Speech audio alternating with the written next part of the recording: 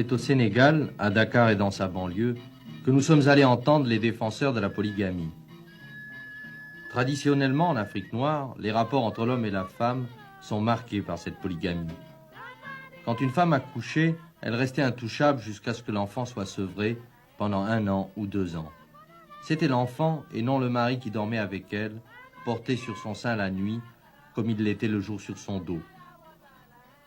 Encore aujourd'hui en brousse, avoir beaucoup d'enfants, avoir beaucoup de bras, c'est une richesse.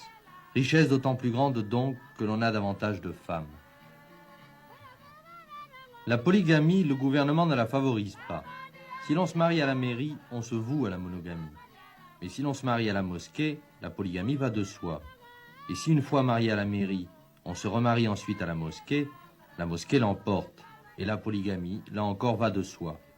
C'est en effet un droit de l'homme musulman que d'avoir 4 femmes. Mais avant tout, et surtout, il faut se marier et avoir des enfants.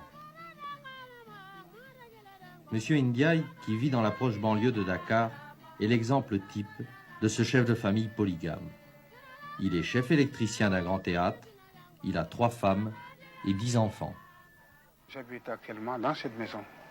C'est-à-dire, j'ai 2 femmes ici dans ma maison, et la 3e, elle est chez elle. Est-ce que vous pouvez nous présenter vos femmes?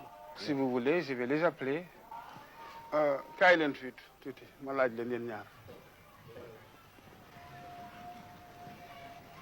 Vous nous présentez la première d'abord.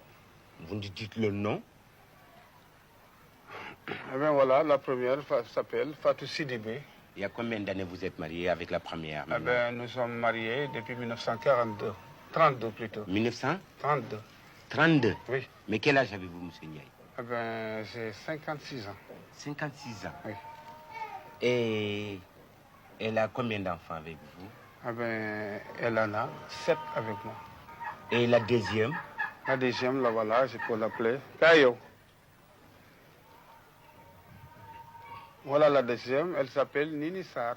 Nini Sarr. Oui. Et vous avez combien d'enfants? Nous avons 3 enfants. Mimi, est-ce que monsieur... C'est pas Mimi, je vous corrige, c'est Nini. Ah, Nini. Ah, bon, excusez-moi alors, Nini. Est-ce que monsieur Ndiaye est un bon époux? Oui, monsieur, c'est un très bon époux.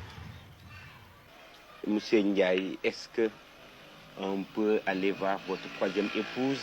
Oui, si vous voulez. Donc on a fini ici, je peux vous conduire jusqu'à chez elle.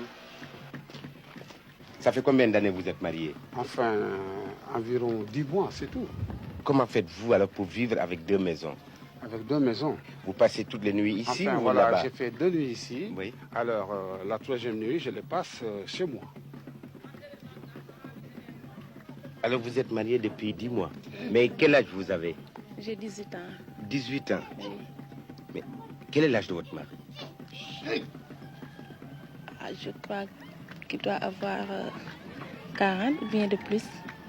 40. Mais je ne sais pas exactement. Ah, vous ne savez pas. Votre mari a combien de femmes? Il y a 2 femmes. Deux Et moi, je fais la 3e. Vous êtes la 3e. Oui. Est-ce que vous aimez la polygamie? Pas du tout. Je ne préfère pas la polygamie. Et pourquoi? Ah, voilà, je voudrais être seule avec mon mari. Je ne voulais pas qu'on me le retire, hein. Mais c'est qu'on ne vous le retire pas. Mais c'est pas... Du fait qu'il passe la nuit ici 2 jours. Oui. 2 jours dans l'autre maison. Oui. Cela m'ennuie, hein. Cela ne vous plaît pas? Non, non. Vous aimeriez avoir votre mari pour vous toute seule? Oui. C'est ce que je préfère. Donc vous aimez votre mari? Oui, je l'aime beaucoup. Et lui aussi, je crois qu'il m'aime. Comme autrefois, pour épouser successivement ces 3 femmes, Monsieur Ndiaye a dû payer la dot qui, selon la coutume, scelle le mariage. Madame Touré est assistante sociale et aussi sage-femme. Des cours d'initiation médicale comme celui-ci, elle en fait en brousse comme en ville. Madame Touré connaît donc très bien les modes de vie et les divers types d'habitation qu'implique la polygamie. Elle nous les a décrits en évoquant d'abord le plus ancien, celui du milieu rural.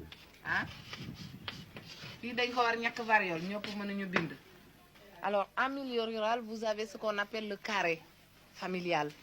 où vous trouvez dans une même enceinte plusieurs cases où vivent différentes femmes et chacune avec les enfants qu'elle a eus du mari.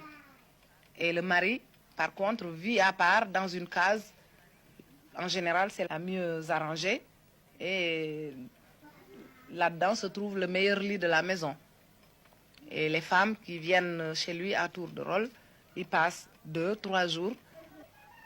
Alors, comme il y a des enfants quand même, les femmes sont un peu gênées de passer à tour de rôle chez le mari.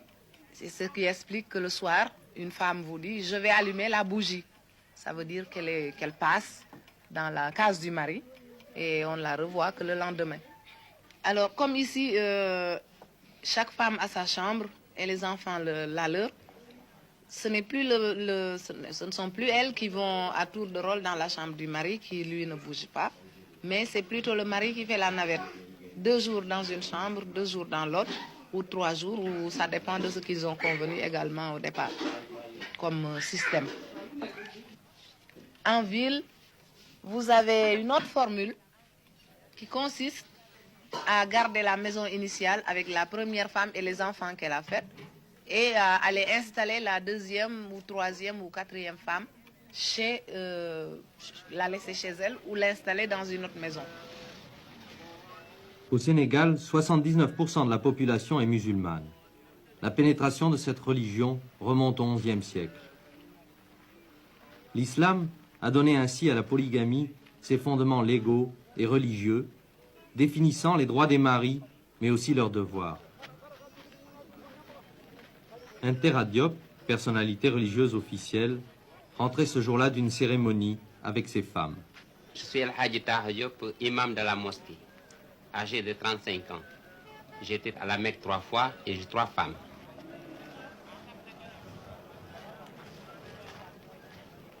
Avant l'islam, on le faisait bien, mais l'islam nous a limités à 4 femmes. On ne doit pas le dépasser.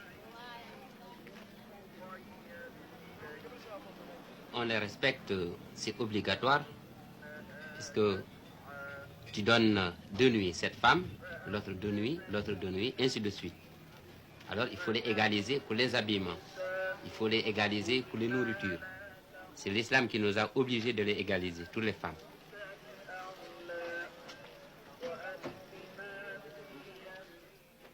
Mais est-ce que pendant le tour, vous n'essayez pas d'avoir des rapports avec une autre de vos épouses? Est-ce que c'est légal? Ah non, là c'est totalement interdit. Est-ce que vous l'avez jamais essayé? Ah non, ça on ne l'a jamais fait. Pourquoi? Parce que si tu fais ça, oui, ça pourra bien gâter ta maison. Ça veut dire si les femmes sont au courant de ça, oui, alors ça va nous amener des histoires. Ah bon? Mais est-ce que le divorce est aussi facile que le mariage? Oui, c'est très facile chez nous. Avec un seul mot, si tu dis ta femme, je te divorce, oui, après c'est fini. Si je te répudie, oui, oui, c'est devant témoin ou seul que ça se pratique?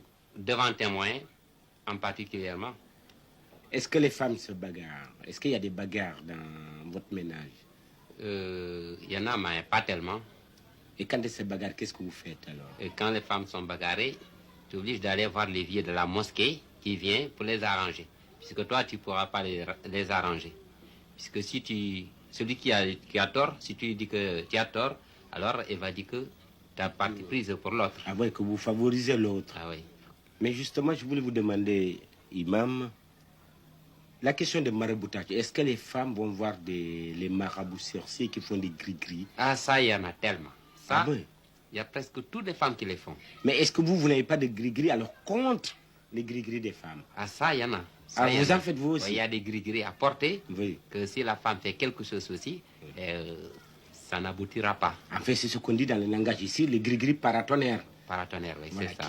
Est-ce qu'une fois vous-même, vous avez découvert ou surpris une de vos femmes ou vous avez trouvé dans votre lit ou je ne sais où, dans votre chambre? Ça, je l'ai trouvé. Ça, oui, je l'ai trouvé. Et qu'est-ce que mes femmes. Oui. Alors, j'ai trouvé qu'il en a pris des ficelles blancs. Oui. Des ficelles blancs.